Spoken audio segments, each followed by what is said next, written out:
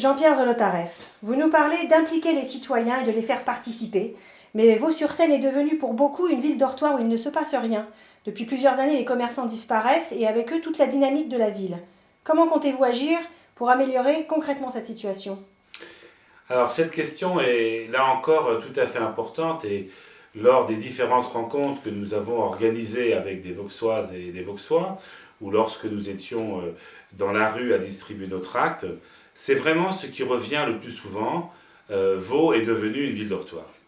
Et c'est vrai que ça fait sûrement partie de mes motivations à m'engager et à proposer à nos concitoyens de s'engager sur un nouveau projet, parce que c'est insupportable de voir cette magnifique ville-village devenir ce qu'elle est devenue. La question du commerce est une question tout à fait essentielle.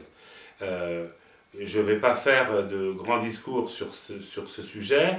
Chacun se rend bien compte qu'aujourd'hui, le peu de commerce ne permet pas une véritable dynamique de la ville, ne permet pas d'être attractif.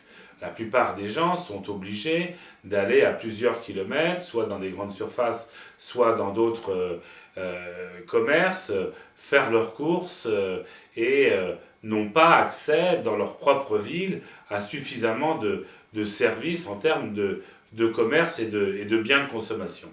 Alors sur ce sujet, on nous répond souvent, mais c'est très compliqué, aujourd'hui on ne peut pas réimplanter de commerce facilement, etc. On ne peut pas si on n'essaye pas. On ne peut pas si on n'a pas la volonté politique. Nous l'avons. Mais nous allons le faire de façon réaliste, de façon pragmatique. Par exemple, on nous dit que nous avons un marché à Vaux-sur-Seine. Nous n'avons pas de marché à Vaux-sur-Seine. Nous avons juste un exposant de fruits et légumes et un marchand de poulet rôti. Ce n'est pas un marché. Eh bien, nous allons passer des accords avec ce que l'on appelle par exemple des AMAP. Ce sont des associations qui sont un regroupement de producteurs. Ça peut être des producteurs de légumes, mais aussi des producteurs de fromage, des producteurs de viande, toutes sortes de producteurs qui se sont organisés de manière à ne pas avoir d'intermédiaires et donc de pouvoir avoir une plus grande souplesse d'action et avoir des prix qui soient raisonnables. Et souvent en plus, ces produits sont de grande qualité vu que beaucoup font de l'agriculture ou de l'élevage biologique. Eh bien, nous allons mettre ça en place. Nous allons avoir un nouveau marché. Probablement faudra-t-il envisager qu'il change de place pour qu'il y ait plus de place justement pour cela. Eh bien, nous avons déjà une idée sur la question.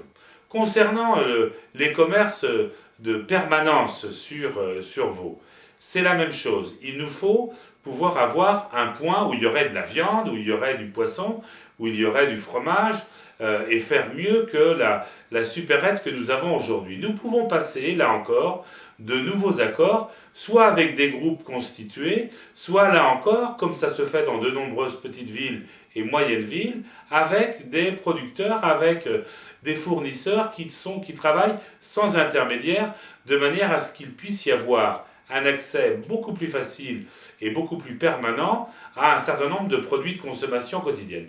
Alors nous allons le faire et nous avons plusieurs années devant nous pour mettre tout ça en place, mais nous le ferons.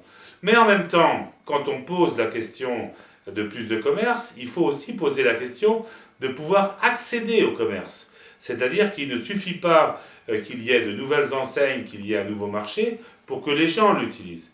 Eh bien, nous allons y mettre les moyens. C'est-à-dire que nous allons permettre aux Vauxoises et aux Vauxois de se déplacer dans la ville, du haut en bas, de l'est à l'ouest, parce que notre commune est très étendue d'un côté de Triel jusque vers Melan, mais aussi du côté de la forêt jusqu'à la Seine. Nous allons mettre en place des navettes. Il y aura dans les prochaines années des navettes qui feront le tour de Vaux-sur-Seine, de haut en bas comme je l'ai dit, et d'est en ouest, de manière à ce que les gens puissent circuler, puissent se déplacer, puissent aller faire leurs courses comme ils l'entendent. Et Oui. vous n'avez pas peur que ces nouvelles mesures n'augmentent pas les impôts de la ville ? Oui, c'est sûrement ce que l'on va nous dire très rapidement.